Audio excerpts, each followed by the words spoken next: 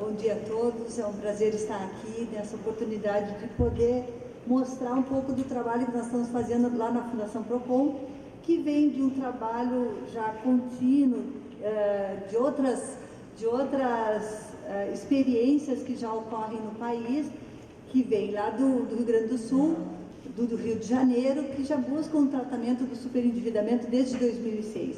Então, há uma preocupação com esse tema há bastante tempo. A professora Cláudia Lima Marques, que foi minha orientadora de mestrado, ela trabalha com direito comparado e trouxe esse tema aqui para o Brasil como uma necessidade de que houvesse uma regulação e houvesse uma lei específica de tratamento ao superendividamento, que eu espero agora que com o PL 283 se consiga avançar um pouco nesse assunto, porque sentimos, e isso é uma constatação, de que o consumidor está desprotegido, está desamparado e ele não tem para onde recorrer, porque muitas vezes ele já vem buscando várias vezes, de várias formas, uma renegociação de suas dívidas. E como nós estamos vendo aqui, o próprio professor Dutra diz, não se sabe como é que essas dívidas crescem, mas elas crescem exponencialmente. Qualquer dívida de 2 mil vira 10 mil, vira 20 mil, vira 50 mil. Então, pessoas simples que se veem endividadas com dívidas impagáveis e que necessitam, sim, de que tenha um órgão que seja do governo que venha lhe dar esse amparo, né? No caso de São Paulo, a Fundação Procon estabeleceu um convênio com o Tribunal de Justiça de São Paulo para fazer esse tratamento de superendividamento. Então, onde é que eu passo aqui? Eu vou falar sobre o Programa de Apoio ao Superendividado, que então está sendo realizado na Fundação Procon São Paulo. Então, se trata então de um convênio que nós fizemos, a Fundação Procon com o Tribunal de Justiça, e esse convênio ele visa o trabalho conjunto do núcleo de tratamento da Fundação Procon, que foi um núcleo criado em 2006 e que com o decorrer do tempo se voltou agora a fazer esse trabalho, que é o Programa de Apoio ao Superendividado. E esse trabalho é realizado com o Centro Judiciário de Solução de Conflitos de Cidadania do Tribunal de Justiça, que é um centro em que são feitas as conciliações extraprocessuais do consumidor com todos os seus credores através de uma conciliação. O objetivo, então, desse programa é auxiliar os consumidores superendividados, orientando, educando através de entrevista e palestra e promovendo audiências de renegociação de dívida com todos os seus credores de forma amigável, de acordo com o orçamento familiar e de modo a garantir a subsistência básica de sua família, que é o mínimo existencial. Então, o programa visa justamente isso, garantir que o consumidor não disponibilize toda a sua renda para o pagamento das suas dívidas, que isso é o que vem acontecendo. Quando o consumidor nos procura, ele não tem dinheiro para a sobrevivência. Toda a sua renda está praticamente comprometida com dívida, tanto com relação ao crédito consignado na folha de pagamento, quanto às outras dívidas que ele foi assumindo, e muitas debitadas em conta, que muitas vezes significam 80% ou mais até do seu salário. Então, o que existe agora, que nós verificamos, é um panorama do consumidor adimplente superendividado. Então, quando eu vejo esses índices de inadimplência, eles não correspondem à realidade do que nós estamos trabalhando. Existe muito mais consumidores adimplentes, superendividados, do que inadimplentes. Ou eles estão parte adimplentes e parte inadimplentes, que é como o Paulo Arturo, o diretor do Procon, diz, o pseudo-inadimplente. Mas é aquele consumidor que, em razão de que está adimplente na instituição onde ele recebe o seu salário, ele passa ficando adimplente, ele muitas vezes contrata linhas de crédito que são com débito em conta, além do crédito consignado, que é no seu olerite, na sua folha de pagamento. Então, a boa parte das instituições financeiras tem concedido crédito que vão acima dos 30%, que seria o básico que a pessoa precisaria para sobreviver, que seria ter o restante da sua renda disponível para o pagamento das suas despesas básicas. E isso não vem ocorrendo, e não ocorre de uma maneira de um dia para o outro. Isso vem ocorrendo paulatinamente quando vê a pessoa estar sem renda para sobreviver. E quando ela tenta retirar do débito em conta as contratações de crédito que ela fez, ela não consegue, só via judicial. Então, não existe nenhum amparo legal, não existe uma lei que estabeleça que é necessário manter o mínimo existencial, uma parte da renda disponível para o pagamento das suas despesas básicas. Então, esses consumidores que nos procuram, eles querem renegociar as suas dívidas porque eles não têm mais renda para pagar as suas despesas básicas. Aqui um panorama do que nós estamos atendendo até agora. Nós começamos esse programa de apoio ao superendividado em outubro do ano passado. Até agora nós atendemos 1.055 consumidores, quer dizer, esses consumidores nos procuraram para que tivesse a possibilidade de renegociar suas dívidas, mas esse aqui é o público geral que nos procurou. Alguns foram orientados, alguns só foram assistir palestras, e desses consumidores, 355 foram efetivamente fazer as suas audiências coletivas com os seus credores no centro judiciário. E dessas audiências coletivas, 445 audiências ocorreram, sendo 91 redesignadas. E essas redesignadas ocorrem muitas vezes em razão de que a oferta, a proposta de renegociação não é compatível com a proposta do programa, quer dizer, não é possível que se renegocie dentro daquelas condições, ou porque a renda do consumidor não é suficiente para renegociar com todos os credores, porque não trazem informações adequadas para que seja possível fazer a conciliação, os prepostos despreparados, sem saber o valor da dívida, muitas vezes sem saber o número do contrato. Então, isso é uma questão que nós estamos trabalhando com reuniões frequentes lá na Fundação Procon com as instituições para estabelecer o nível de participação e de comprometimento das instituições com esse programa, que é um programa que tem um caráter social de resgate da dignidade das pessoas.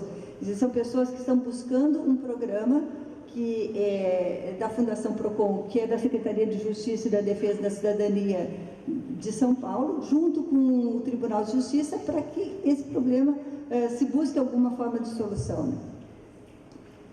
Dos contratos enviados para renegociação em audiência, foram 1.577, sendo que só 412 contratos foram efetivamente renegociados. Nós fizemos 56 palestras com 700 participantes. Então, nós temos um movimento grande na Fundação Procon. Esse movimento está aumentando na medida que as pessoas estão conhecendo esse programa. E nós buscamos lá um tratamento do superendividamento. Como o Gustavo vem falando, é necessário que haja esse tratamento, porque essa pessoa precisa sair dessa situação em que ela se encontra. E muitas vezes a dívida, como ela se tornou impagável, ela tem que se tornar pagável, tem que se fazer um parcelamento, uma redução daqueles encargos para que a pessoa realmente consiga sair. E a situação, ela acontece não por consumismo. Muitas dessas pessoas tiveram uma contratação de crédito dentro de uma condição que depois essa condição foi alterada, seja por questões de redução de renda, de desemprego, de doença, de separação, de divórcio. Uma série de fatores levaram com que aquela pessoa não pudesse cumprir os contratos que ela se comprometeu. Fora essa questão de que com as renegociações e as renegociações com débito em conta, tudo comprometendo o salário, faz com que essa pessoa que não tem salário contrate outras linhas de crédito, e essas linhas de crédito vão formando um leque e que ela, muitas vezes, por falta de orientação, por falta de colaboração, por falta de informação a respeito de como esses créditos e esses débitos iriam evoluir, quando elas se dão conta, realmente a dívida está num patamar que elas não conseguem administrar. Então, nesse programa de tratamento, a gente busca tanto educar essa pessoa, orientar. Nós damos uma palestra de 3 horas que se chama Dívidas e Dúvidas, em que procuramos esclarecer tudo que está relacionado à questão da dívida, do superendividamento, as práticas do mercado que de alguma forma contribuem e colaboram para que isso ocorra. E também como ela pode contribuir. Falamos das questões emocionais, e aqui utilizamos também conhecimentos de psicologia econômica, porque é necessário que a pessoa entenda que o fenômeno é muito complexo. E ela, para que ela saia dessa situação, ela vai ter que se conscientizar de muita coisa. Então, a responsabilidade, como o Gustavo estava falando, a gente também considera que a responsabilidade é também do consumidor, e ele tem que trabalhar para sair dessa situação. Mas, para isso, ele tem que se conscientizar qual é o problema, qual o tamanho do problema, qual é a parte dele, qual é a parte do credor. E é necessário que nessa conciliação, que é um dos pontos do programa, que nessa conciliação haja colaboração. Porque não é possível que uma pessoa consiga sair de uma situação dessa sozinha se não houver uma colaboração e, de alguma forma, uma intermediação para que isso ocorra. Aqui um quadro também só para ter uma ideia do resultado das nossas audiências. Nós tivemos 412 audiências que foram frutíferas, quer dizer, aquelas em que houve acordo. Houve 26% de contratos renegociados nessas audiências, e 486 infrutíferas, que corresponde a 30,8% desses contratos. E ocorreram também audiências tanto do requerente quanto do requerido, né? O requerido aqui é o credor. Então, nós vimos um índice alto de 16% de ausência. Então, ainda sentimos que não há um comprometimento adequado para que esse programa funcione. Nós temos no Estado de São Paulo uma lei, que é a 14953, que estabelece que é necessário que o consumidor tenha informação a respeito da composição da sua dívida. E nós, toda vez que atendemos um consumidor, fazemos uma solicitação de demonstrativo de evolução da dívida, e que sejam enviadas propostas para que esse consumidor possa analisar e que a gente possa depois levar para uma audiência.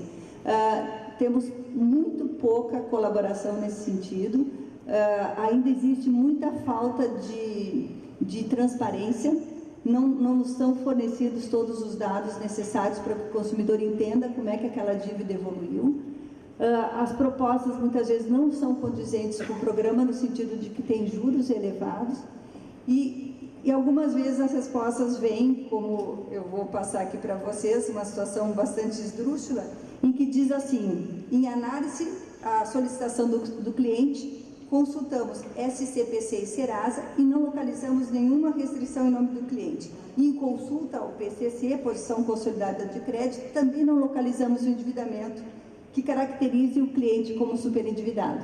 Simplesmente colocando isso como se não houvesse nada a renegociar, porque esse consumidor está pagando em dia. Só que esse consumidor está pagando em dia porque todos os seus créditos estão sendo debitados em conta, todas as suas renegociações estão sendo debitadas em conta. Só que esse consumidor tem uma dívida de R$ 28.945, a renda individual dele é de R$ 1.887,36, o montante das parcelas mensais por mês é R$ 1.108,44, ele tem 2 consignados em folha e 2 na conta corrente. Esse consumidor não tem salário para sobreviver. E a instituição que mandou essa informação diz que ele não está superendividado. Então, a gente se questiona o que é estar superendividado, se não é a pessoa que não tem capacidade de pagar todas as suas dívidas sem comprometer o seu orçamento básico, o seu mínimo existencial. Então, essas pessoas, quando chegam ao nosso programa, elas dizem: eu estou pagando tudo em dia, mas eu não tenho dinheiro para viver. Então, e quando se pede para renegociar essas dívidas, se diz que ela não está superendividada. Então, é uma questão assim, eu acho que nós temos ainda muito que trabalhar, é uma questão política de conscientização, e espero que todos esses esforços do Banco Central, da FEBRABAN, resultem em algum comprometimento, mas nós temos consciência de que o sistema como um todo não vai mudar. Nós estamos numa sociedade capitalista em que o lucro é o que vigora, é o que manda, e para os bancos e as instituições financeiras está muito bom assim, quanto mais superendividado melhor, porque ele vai continuar devendo. Só que o seguinte, essa concessão do crédito tem sido feita à custa do salário das pessoas, e o salário é impenhorável. Só que se permite que exista uma apropriação de 80% ou mais da renda da pessoa. Não existe nenhuma resolução do Banco Central, não existe nenhuma lei no Brasil que diga que a pessoa não possa ficar sem salário. Para que ela consiga reverter essa situação, ela tem que ingressar no judiciário, para que ela tenha os 30% comprometido e o resto liberado para ela poder pagar suas despesas básicas. Então, nós vemos que a pessoa, muitas vezes, não tem alternativa. Ela não consegue, com o seu credor, mudar aquela situação e ela não consegue, muitas vezes, nem no judiciário. Nós tivemos uma decisão de um juiz, de uma das consumidoras superendividadas que teve lá, que quis liberar parte da renda dela para sobrevivência, que ele disse que ela não era superendividada porque ela estava adquirindo um bem, mas justamente porque ela estava adquirindo um imóvel que ela se superendividou. Então, uma pessoa que é diretora de escola, adquiriu um imóvel numa idade mais avançada, com juro elevado, não conseguiu nem pela Caixa Econômica Federal. Ela, a partir dali, ela começou, perdeu o cargo de diretora, não conseguiu mais pagar todas as suas dívidas, foi pegando vários créditos, pagando o mínimo do cartão de crédito, utilizando o cheque especial, buscando várias linhas de crédito, muitas vezes com juros elevadíssimos. Essa pessoa atualmente está com 200 mil de dívida. E o juiz entendeu que ela não era superendividada, porque ela estava adquirindo imóvel. Então, quem está adquirindo imóvel não é superendividado. E fora a percepção, muitas vezes, que se tem, e aí é uma questão também de evolução do nosso pensamento jurídico, que existe boa parte dos juízes que estão com uma percepção de que existe o pacta sunt servanda, força obrigatória dos contratos, não percebem a função social do contrato e nem o princípio da boa-fé objetiva. Então, nós estamos num sistema que realmente não é favorável para o consumidor quando ele está numa situação como essa. Aqui, só para finalizar, eu vou colocar algumas práticas que a gente levantou e que são cruciais para que realmente esse superendividamento ocorra. A venda casada de seguro para concessão de empréstimo. Tem uma consumidora que pegou 10 mil emprestado numa instituição, 3 mil foi feito de seguro, a dívida dela passou para 13 mil, financiada em 5 anos com juros de 5% ao mês. Ela vai pagar 50 mil por uma dívida de 10 mil. Então, é difícil pensar que a pessoa possa entender que ela deve tanto assim.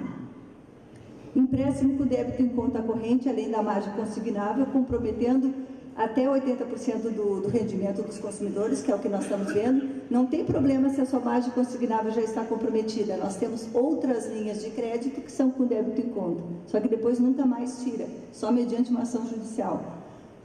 Pressão para renegociação de dívidas por telefone, sem análise da capacidade financeira do consumidor e negando renegociação posterior em outras bases. Consumidor que, de alguma forma, foi pressionado a renegociar por telefone, depois aparece lá no programa dizendo: a minha dívida triplicou e eu quero rever, e na renegociação diz: não, ele acabou de renegociar, então nós não vamos mais renegociar.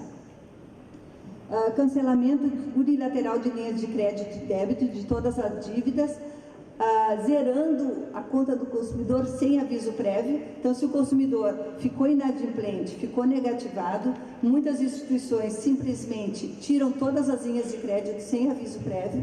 O consumidor vai tirar o extrato, está zerado, sem nenhum tostão na conta, tudo para pagar as suas dívidas e todos os contratos cancelados. Condicionamento de renegociação de dívidas a prazo mínimo de inadimplência de 3 a 6 meses, isso é muito comum, cartão de crédito, tem que atrasar 3 meses, só que a dívida triplica, aí depois eu dou um descontinho de 20%. Aumento do limite do cheque especial unilateralmente para cobrir dívidas e encargos. Essas aqui eu relatei como sendo as mais penosas. Existem muito mais outras que a gente vem levantando e que são práticas usuais do mercado e que o consumidor vem sofrendo as consequências disso. Então, eu acho importante, sim, que o consumidor tenha responsabilidade, porque ele contraiu, sim, o crédito, mas que existe todo um sistema que não é favorável para que ele consiga sair dessa situação E também existe, inclusive, só para finalizar, uma resolução número 125 do CNJ, que propicia a conciliação como método alternativo de solução do conflito, e justamente para situações como essa deveria ser melhor utilizado e melhor para que a pessoa pudesse sair mais rapidamente da situação em que se encontra, né? A gente tem consciência que as pessoas não vão renegociar todas as suas dívidas numa única audiência, por isso a gente estabelece que ela faça um plano. Ela vai ter que ficar, sim, negativada com alguns credores, mas ela vai ter que priorizar outros. Então, nós não estamos oferecendo nenhuma solução mágica. A solução parte da pessoa, também do seu comprometimento, como é que ela vai se organizar, o seu orçamento, como é que ela vai estar consciente das suas emoções, como é que ela vai tomar suas decisões, mas ela sabe que se ela não se organizar, ela não consegue sair dessa situação de jeito nenhum. Obrigada.